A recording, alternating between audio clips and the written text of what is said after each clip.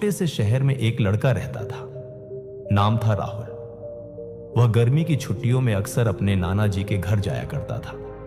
नाना जी एक बहुत ही शांत, समझदार और प्रकृति से प्रेम करने वाले बुजुर्ग आदमी थे।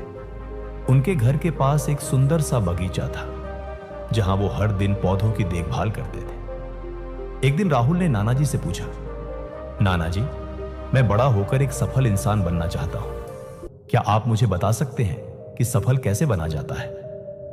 नाना जी मुस्कुराए और बोले, इसका जवाब मैं तुम्हें एक अनुभव से दूंगा। चलो मेरे साथ। वे दोनों नर्सरी गए और वहां से 2 पौधे लेकर लौटे। घर आकर नाना जी ने एक पौधे को एक गमले में लगाया और घर के अंदर रख दिया।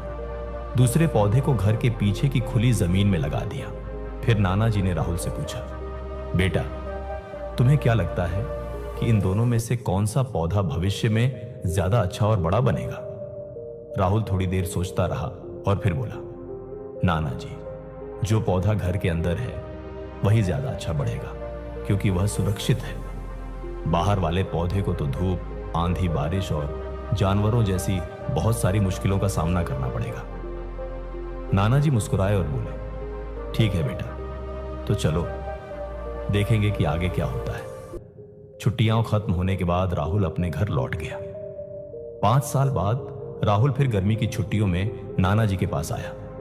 राहुल ने कहा, नाना जी, पिछली बार मैंने आपसे सफल कैसे बना जाता है यह पूछा था, लेकिन आपने जवाब नहीं दिया। इस बार आपको मुझे जरूर बताना होगा। नाना जी मुस्कुराते हुए बोले, चलो तुम्हें तुम्हारे सवाल का जवाब देते हैं, लेकिन पहले उन पौधों को देखें जो हमने साथ लगाए थे। वे पहले उस पौधे के पास गए जो गमले में और घर के अंदर था। वह पौधा अब थोड़ा बड़ा होकर एक छोटा सा पेड़ बन चुका था। फिर वे बाहर गए जहां दूसरा पौधा लगाया गया था। वहां एक विशाल वृक्ष खड़ा था, जिसकी शाखाएं दूर दूर तक फैली थी और जो राहगीरों को छाया दे रहा था।